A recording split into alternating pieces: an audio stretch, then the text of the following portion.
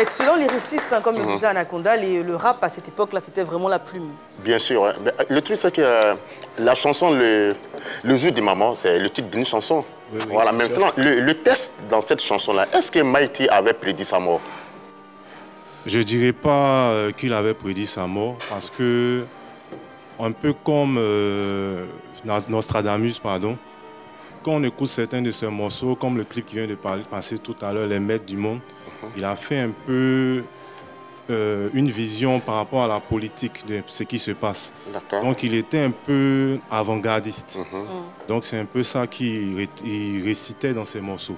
Et vous qui êtes son frère et qui avez donc grandi avec lui, d'où lui venait cette passion pour la musique et pour le rap en particulier?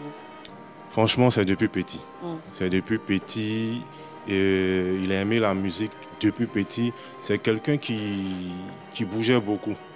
Il bougeait beaucoup et le fait de tourner par exemple dans des booms depuis petit, être toujours pratiquement dehors, la rencontre s'est faite avec la musique très vite. Et c'était vraiment un passionné. C'était un passionné. Il avait ramené même du matos de France ici pour faire un studio. Voilà, il était tout le temps en train d'enregistrer. Alors quels étaient les artistes qui l'influençaient? Dans ses débuts, c'est quelqu'un qui aimait beaucoup la langue anglaise. Donc il écoutait beaucoup des artistes des États-Unis. Dans ses tout débuts, il est tombé amoureux d'un groupe qui s'appelait Eric B. and Rakim, voilà, qu'il adorait beaucoup. Et Chuck D de Public Enemy, il les aimait beaucoup. Le rap, c'était pour lui une forme de dénoncer tous ceux qui souffraient, les opprimés. Et il a vu un moyen à travers le rap, lui aussi qui vient d'un milieu, je ne peux pas dire tellement luxueux, mais c'était un cri à travers le rap pour les jeunes du ghetto. Pour vous qu'il avait vu grandir et se construire, est-ce qu'il avait l'habitude de se raconter dans ses chansons? Le hip-hop de base, c'est vrai, il faut dénoncer les méfaits de la société, mais il y a beaucoup de l'ego trip dedans. Voilà. Donc, un rappeur, comme il disait, c'est comme un coq dans une basse-cour. Donc, il faut montrer que tu es là. Donc, déjà, par sa manière de rapper, son nom, le All...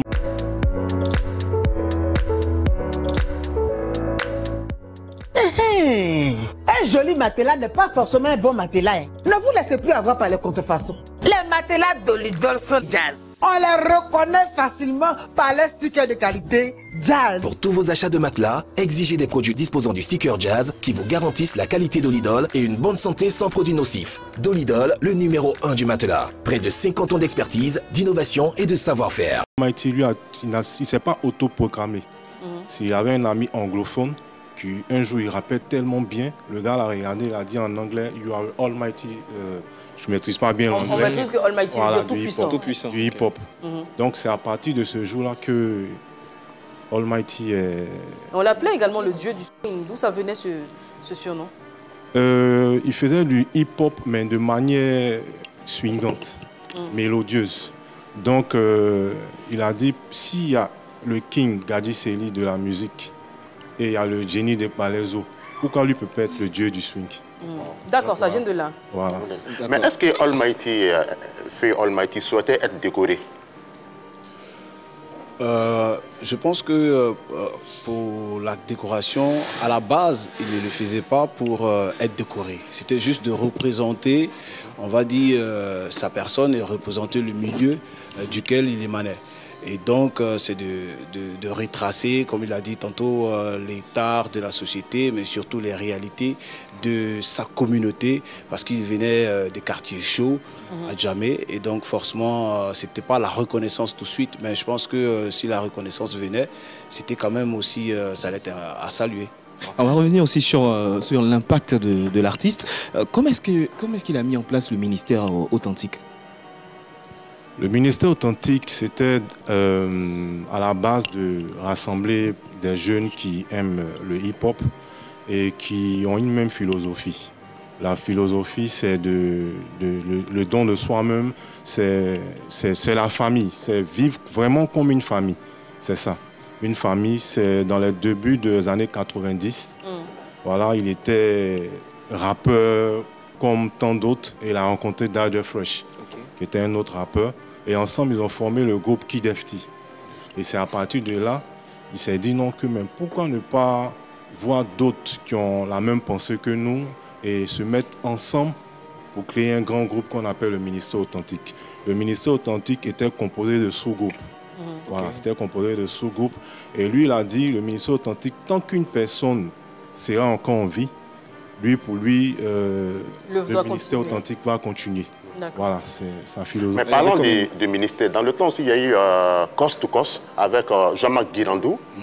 Quel était le rôle de Almighty au sein de Coast to Coast? Il était produit par ceux-là, mais comment ça s'est passé? Almighty était un peu produit de Coast to Coast, qui était un label en ce moment tenu par feu Jean-Marc Guirandou, comme vous l'avez dit.